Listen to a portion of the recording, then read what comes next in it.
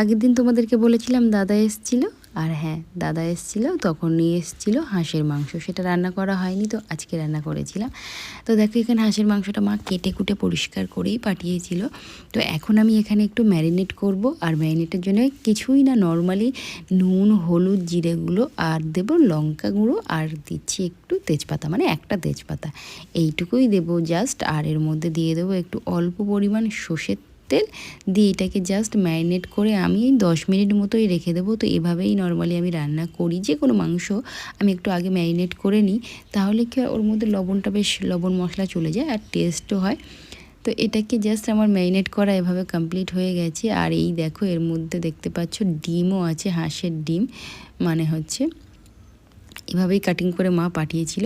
তো ম্যারিনেট করার সাথে সাথে এখানে আমি আলুগুলো দেখো ভেজে নিচ্ছিলাম। আলুগুলো এখানে হালকাই ভেজে নিয়েছি, কারণ হচ্ছে প্রেশার কুকারে দিতে হবে মাংসটা, যে কারণে আলুটাও প্রেশারে দিয়ে দেবো। আর ওই তেলের মধ্যেই কিছু গরম মশলা এখানে দিয়ে দিলাম, এলাচ দারচিনি আর লবঙ্গ, আর দিলাম একটা তেজপাতা।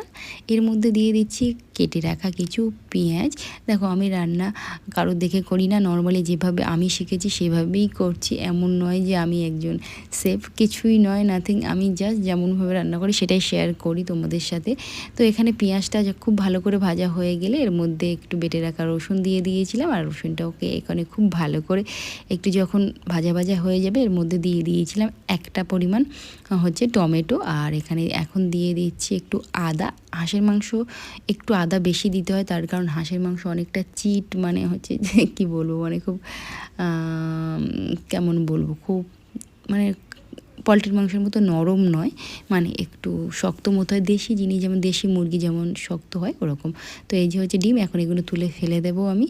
তো এখানে এটাকে খুব ভালো করে কষিয়ে নেবো। আমি এখানে একটু অল্প তেল প্রথমে মশলাটাকে বানিয়েছিলাম, কারণ হাঁসের প্রচুর তেল ছাড়ে, যে কি বলবো, এখানে জল আমার ইউজ করতে হবে না, দেখলেই বুঝতে পারবে। একটু নাড়ানোর পরে ঢাকা দিয়েছিলাম, তেল ছাড়তে শুরু করে দিয়েছে, দেখতেই পাচ্ছ। আর এই মাংসগুলোকে মা খুব ছোটো ছোটো করে টুকরো টুকরো করে কেটে দিয়েছিল, ওই জন্য এমন দেখাচ্ছে, কারণ আমি দেবো প্রেশারে।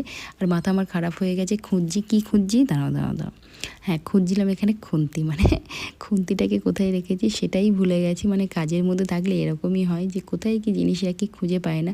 তোমাদের কার কার এমন হয় বলো তো। এই দেখো দ্বিতীয়বার যখন ঢাকা থেকে খুলেছিলাম ঢাকনাটা, তখন দেখি অলরেডি পুরো তেল উঠে ভরে গেছে, আর এতটাই গরম ছিল যে পুরো গা ঘেমে যাচ্ছিলো। আর এখানে ঈশানের জন্য এখন টিফিন রেডি হচ্ছে, কারণ আমি যাবো স্কুলে, ওই জন্যে এখানে ওটা বসানো আছে, মানে একদম সিম আছে, প্রথমে করব, তারপরে ওটাকে প্রেশারে ট্রান্সফার করব। দেখতে পাচ্ছ প্রেশারে দিয়ে আমি হার্ডলি 2টো সিটি মেরেছিলাম, আর 2টো সিটি মারার পরে দেখো তরকারির কালারটা সেই এসছে। তো